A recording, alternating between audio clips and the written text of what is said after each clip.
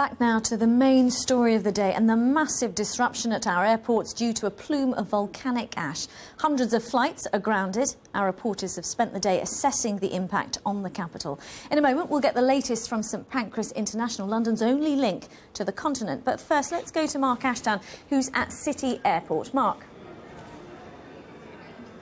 Yes, there is. Well, staff this evening are outnumbering passengers, but still the odd person's arriving and trying to check themselves in, perhaps unaware that no flights have been in or out of here since about lunchtime today. Now look at the check-in desks here behind me. They've been practically deserted all day, but the real busy area has been over here, the information and the ticket sales, as anxious passengers have desperately tried to buy a ticket for tomorrow or Saturday in the hope that this will be over and flights will be running again. Now, City Airport sitting so close to the city, it means there is a real economic impact here as well. Every hour this remains closed is a drain on both the city and London's economy. But for today at least, it's been all about the frustration for passengers. It's what every air traveller probably felt like doing today. As flights were cancelled, confusion reigned. Even so, the atmosphere was one of quiet resignation. The cause of this disruption, nobody could help. This is a huge pain, absolutely. But, you know, I guess these things happen, nobody died, so... It's very frustrating, and, will take a lot of more time, but, and I have some business meetings which I'll miss now. We managed to get another flight tomorrow, so we'll just have to... Just hope it does fly, yes. She's so tired, so she would really like to rest now. So, and we have the whole hassle now to go somewhere, to either stay somewhere or go to the Eurostar, which is probably fully booked. City only runs about 260 flights a day. This morning, 153 were cancelled, and from midday, everything was grounded, meaning some impromptu business meetings and hasty reorganisation for its clientele. We look after primarily business travellers who are in a hurry, and we're getting them on short-haul journeys to UK and European destinations, which of course are particularly affected by today's issue. Is there a lot of frustration for them? Well, I think the thing with business travellers is they recognise that when there's a problem, the best thing is to go home. Which is far from the case at Luton, where airline counters were mobbed all day. A similar story too at Stansted, passengers clamouring to find out any news about when flights will start again. As well as encouraging passengers to contact their airlines directly, City Airport have been putting out email alerts to anyone due to travel today and have been contacting passengers via Facebook and Twitter. Here on site, they've put staff at the Docklands Light Railway Station and have put announcements out there as well. It's left Eurostar swamped with those desperate to travel today. Yeah, I thought, OK, it's easy to take a train to Brussels, but apparently, as you can see, it's not going to work out that easy. A bit of luck, I get a seat on the Eurostar tonight or tomorrow. Let's see how we go. Luckily made it to the train station, trying to get down here. We tried to book our Eurostar tickets online, couldn't do it because the Wi-Fi was spotty, and now we're in this horrible queue. So it's been really bad. The last plane arriving this morning seems like a distant memory. It's a sight everyone here can't wait to see again.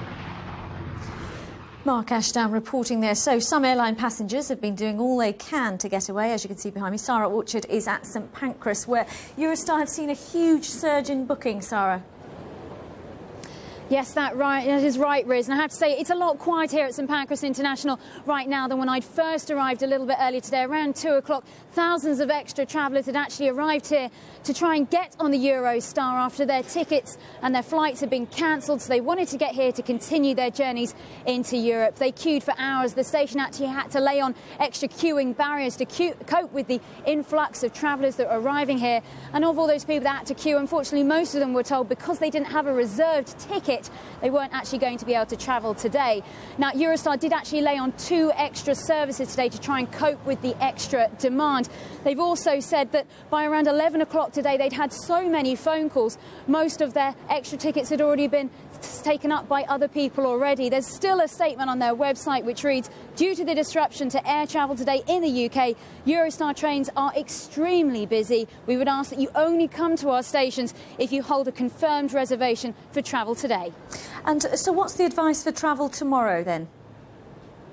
Well, at the moment, Riz, it's pretty much the same. I have had it confirmed that all of Eurostar trains tomorrow are booked at the moment, so if you don't have a ticket, it is advised by them that you check the website, that you don't arrive at the station. Back to you, Riz. Sara, thank you. So we can be absolutely clear about the situation. There are no commercial flights taking off or landing at any airports around London until 7 o'clock tomorrow morning at the earliest. Of the main carriers, all BA flights have been cancelled. You can either rebook or get a refund via their website, or you can call the following number. That's 0844 493 0787. Let me give that to you again. You can see it there. 0844 493 0787. Ryanair and EasyJet flights are also cancelled. Both airlines are advising you to check their websites for updated information. You'll find an option either to transfer your flight free of charge or to get a refund. Well, if you're still hoping to travel tomorrow, the UK Air Traffic Control Service will make a further announcement at 8 o'clock this evening. You've already caught sight of him. With me is John Strickland, a former BA executive. Now, we've already heard, John, thank you for joining us, that this is an unprecedented situation. And we've heard about the impact on passengers. What about airlines themselves? Well, this is a very challenging event being experienced now by the airline industry, because when any disruption takes place, it's for people behind the scenes, the operational planners, who have to work out what to do to try to minimise the impact. But this is an ongoing and unknown quantity. It really outstrips what we saw when the 9/11 terror attacks happened. At that time, US airspace was closed and flights had to turn back to Europe. Some had to land in Canada. But this is a complete closure now of UK airspace. And as we've heard, it's been extended to other European cities too. So there's a great deal of difficulty in where to get aircraft to land. Now, we've heard there that passengers will be understanding whenever there's an issue of safety. But one of the criticisms that we've also heard is that they're just not getting enough information. You worked for many airlines as well as BA. What will be their priority in those situations? You know, is the priority to get information out? Well, the information is disseminated as soon as it's available. The difficulty is this is an evolving situation. We've heard already very decisive news about short-haul flights were cancelled earlier in the day before we got this outright closure of airspace. Airlines are at this very moment trying to work out where they've had long-haul aircraft had to divert to other countries. For example, planes coming from Asia now may find themselves in Germany or further points east. It takes quite some time to get those aircraft back to their correct airports, primarily, for example, Heathrow in the case of BA. And, of course, it's not even open to even think about doing that at the present time, so hard to give reliable information. Well, we know that flights won't resume until 7 o'clock in the morning at the earliest. But even if they do resume at that point, we know that there are knock-on effects.